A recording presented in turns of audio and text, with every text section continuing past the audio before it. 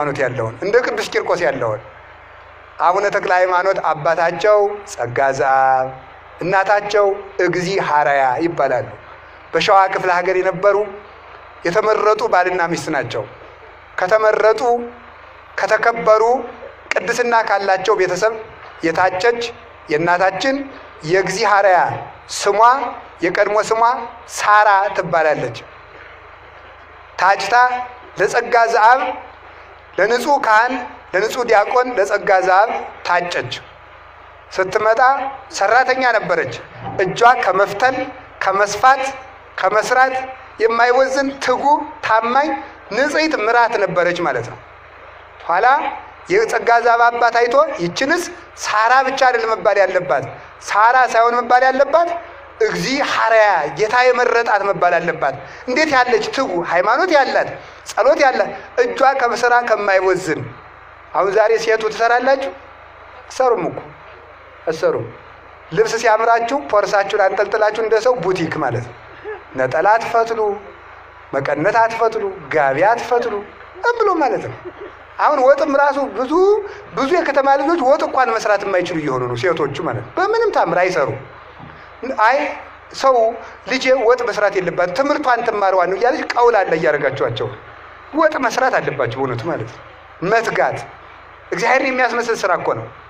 ሴት በስላሴ የተመሰለች እኮ ስላሴ ሁል ጊዜ ለዚህ ዓለም እንደሚሰሩ ተግታ ስለምትሰራ ነው። ትፈትን ትሰፋ ነበረ ስትሰራ። ከዚያ ጌታ የመረጣት አላት። የኋላ እናት አባቶቻቸው ሞቱ። ጸጋ ዘአብና እግዚአብሔር አብረው ብቻቸውን ኖሩ።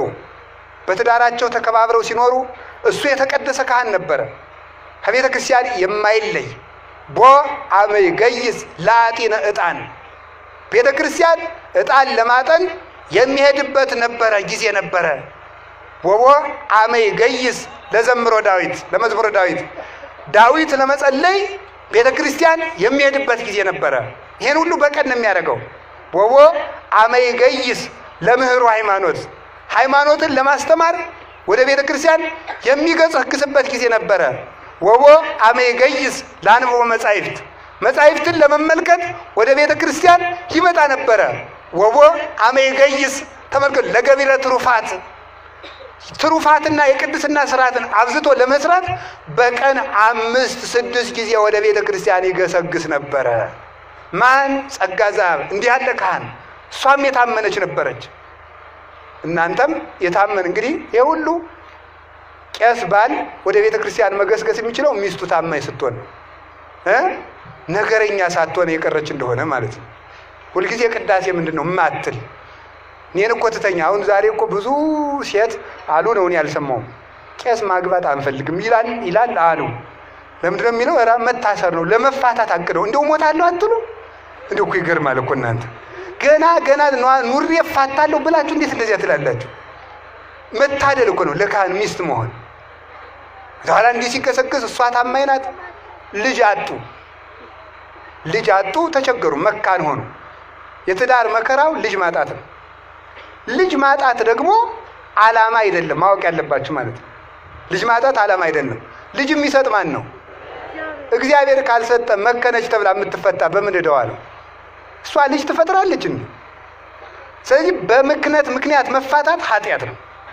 የግድ እግዚአብሔርን የግድ ልጅ ስጠኝ ብሎ ትግል መቅጠም አይገባም። እግዚአብሔር ልጅ ያልሰጠ ወይ ልጁ ስለማይጠቅም ነው ወይ ጊዜው ገና ስለሆነ ነው። ይህን ማመን ይገባል እንጂ በመካንነት ምክንያት ትዳር አይበተንም። የመጋባት ዓላማው መዳን እንጂ መውለድ አይደለም። ከተገኘ መውለድ አንዱ የትዳር አካል ነው። አግብቶ አለመውለድ ደግሞ ዝሙት ነው። አግብተው የማይወልዱ ሰዎች ከዘማውያን አይሻሉ። መውለድ ይገባል። ክርስቲያን እንዲያንስ የምታደርጉ ለምንድን ነው? አትወልዱም? ኮዳሙ ናችሁ እኮ። ነገ ልጅ ወልጄ እኔ ምን እበላለሁ ብላችሁ ማለት ነው። ስሩ፣ እግዚአብሔር ያሳድጋል። ለምናችሁ ሲሆን አታሳድጉም? እመቤታችን እኮ ለምናን ያሳደገችው። የአምላክ እናት እንኳን ሆና አምላክ እንኳን በልመና እንጀራ ነው ያደገ። ውለዱ፣ አሳድጓቸው፣ ስሩ፣ ሰነፍ አትሁኑ፣ እግራችሁን ዘርግታችሁ አትዋሉ። ደግሞ ልጅ ውለዱ። ሀጣችሁ ደግሞ እግዚአብሔርን አመስግኑ። ቢታጣም እግዚአብሔር ይመስገን፣ ቢገኙ እግዚአብሔር ይመስገን። ልጅ አጥተው ኖሩ። ኋላ አንድ ቀን እግዚአብሔር እንዲህ አለችው፣ ወንድሜ ብትሰማኝ ምክር መክር ነበር አለችው። የሚስት አንዱ እርዳታዋ ምክር ነው። ብትመክረኝ እመክር ነበር አለችው። መልካም ከሆነ ሰማሻለሁ አላት። አይ ገንዘባችን ሁሉ ለድሃ እንስጠው ምን ያደርግልናል አለችው። አይ ምክርሽ መልካም ነው፣ ግን ደግሞ መጽሐፍ ለመስጠት አትቸኩል፣ ኋላ ሰስተህ ትጸጸታለህ ይላል አለ። አይ እግዚአብሔርን በመቃብር ማን ያመሰግነዋል ብለህ ነው? ከሞትን ወዲያ እንመጸውተው እንወቅበት አለችው። መልካም ነው። ህንፃ ወውሉድ የአብዩ ስመ ወምኔሆሙ ብእሲት እንተሰናይ ልባ። ህንፃና ልጅ ስም ያስጠራሉ። ከዚህ ሁሉ ይልቅ ልቧ ያማረች ሚስት መልካም ጸጋ ናት። እንዴት ያለ ምክር መከርሽኝ? እሺ አላት። ኋላ ገንዘባቸውን በሙሉ ለድሃ መጸወቱ። ሰራተኞቻችንም ነፃ እናውጣቸው አለቻቸው። ገረድ ሎሌ አይባሉ። እዚያ ላይ ምን አለ? በሉ እንግዲህ ሰራተኞች ሁሉ ነፃ አውጡ። ሎሌዎችም የእግዚአብሔር ወንድም ተባሉ፣ ገረዶችም የእግዚአብሔር የጸጋዛ ወንድም ተባሉ፣ ገረዶችም የእግዚአብሔር እህት ተባሉ እንጂ እንግዲህ ገረድ ሎሌ አትባሉ፣ ነፃ አውጡ አሏቸው። ምን አረግነ እናንተ የምንለይ? አጥፍተን እንደሆነ ግረፉ እንዳሏቸው። ኧረ አትገረፉም፣ ከወደዳችሁ ከእኛ እንለይም ካላችሁ ልጅ ሆናችሁ ኑሩ እንጂ እንግዲህ ገረድ አይደላችሁም አሏቸው። ነፃ ወጧቸው። ገንዘባቸውን ሁሉ ለድሃ ሰጡ። የቅዱስ ሚካኤልን ዝክር ይዘክሩ ነበር በወር በወር ቅዱሳን እንዲታሰቡ። እንዲያው መቼስ የዚህ ዓለም ሰው በደሉ መከራ። አሁን የቅዱስ ሚካኤል፣ የቅዱስ ገብርኤል፣ የመላእክት በዓል፣ የሰማዕታት በዓል፣ የጻድቃን በዓል ይላል ስንል ለምንድን ነው እንደዚህ የሚደረግ? ኦርቶዶክስ በዓል ታበዛለች ይላል። ግን ራሱ ምን ያደርጋል? የኤችአይቪ ቀን ብሎ ያከብራል። አይገርማችሁም? የኤድስ ቀን እየተከበረ የመላክ ቀን አይከበርም ይባላል። ስለ ኤድስ እንድንከበር የተደረገው ለምንድን ነው? ሰው የኤችአይቪ ቀን በመጣ ጊዜ በኤድስ እንዳይጣል ሩዋንዳ ነው የት ውስጥ ነው አሉ። ኤድስን ለመከላከል ምን እናድርግ ተባለውና አሉ አንድ ጊዜ ሰው አልገባው ስላለ ደህና ዋላችሁ ሲባል መልሱ አልቀናል ይሆን ተባላሉ። ደህና ዋላችሁ አልቀናል፣ ደህና ሰነበታችሁ አልቀናል። እንዲሁ እኮ ግሩም ነው በእውነቱ ማለት ነው። ትዝ እንዲለው ማለት ነው። እንደዚህ ከሆነ ሰው በሽታ ትዝ እንዲለው በዓል ካከበር በሽታ ትዝ እንዲለው ባለ ውለታ የሆነ ቅዱስ ትዝ እንዲለን በዓል ማናከብረው ለምንድን ነው? የእጅ መታጠብ ቀን አለ እኮ። ይገርማል እኮ። የእጅ መታጠብ ቀን የለም አለ። የጥፍር ቀን ማለት ነው። አሁን ደግሞ ቅዱሳን አይመሰገኑም ይላል። ቅዱሳን አይመሰገኑ ምስጋና ያስፈልግ ደግሞ ታንክስ ጊቪንግ ዴይ ብሎ ደግሞ ያከብራል። የምስጋና ቀን ማለት ነው። የምስጋና ቀን ተብሎ በዓለም አቀፍ ደረጃ ይከበራል። እዛ ይደል ለውድ ወንድሜ ላቶ ገሌ እንዲህ ስላደረግልኝ አመሰግናለሁ፣ እንዲህ ስላደረግ ተክለ ሃይማኖት አመሰግናለሁ አይባልም። መጽሐፍ ቅዱስ አይፈቅድም። ተመልከቱ ማለት ነው። ሰው አብዶ እዚህ ደርሷል በእውነቱ ማለት አብዶ ሶፍት ያዋሰውን ባለሱቅ ቴንኪው ብሎ ይሄዳል። ሀገር ያቀኑ ቅዱሳን ደግሞ ሲታሰቡ ደግሞ ነውር ነው ይላል ማለት ነው። ውለታን መርሳት ዲያብሎሳዊነት ነው በእውነቱ ማለት ነው። ሰው የእናት አባቱን ውለታ እንኳን እንዳያስታውስ እያደረጉት። ሲራክ ምንድን ነው የሚለው? የእናትህን ምጥ አትርሳ ነው የሚለው። የእናትህን ምጥ አትርሳ፣ የአባትህን ድካሙን አትርሳው ነው። ሰው ለእናት አባቱ ግድ እንዳይኖረው ሳናውቀው በብቸኝነት ይሄ በራስ ወዳድነት ራሳቸው የሳይንሱ ሰዎች ኢጎ ነው ምናምን በሚሉት ማለት ነው። በራስ ወዳድነት ተይዞ ከራሱ ውጭ እንዳያስብ እናት አባቴ ሲሆን ለራሳቸው ብለው ተጋብተው ወለዱ እንጂ ለኔ ብለው ተጋብተው እንዲል አይምሮ የሌለው ሰው እያፈራን በእውነቱ ማለት ነው። ከቃሉ ጋር ናችሁ እና የቅዱስ ሚካኤል እንዴት ነው ቅዱስ ሚካኤልን ማናስበው? በእውነቱ እናስበዋለን እንጂ እግዚአብሔር እኮ ውለታን የማይረሳ አምላክ ነው። እኛን ውለታ አትርሱ ያለ አምላክ እሱ ውለታ ይረሳል?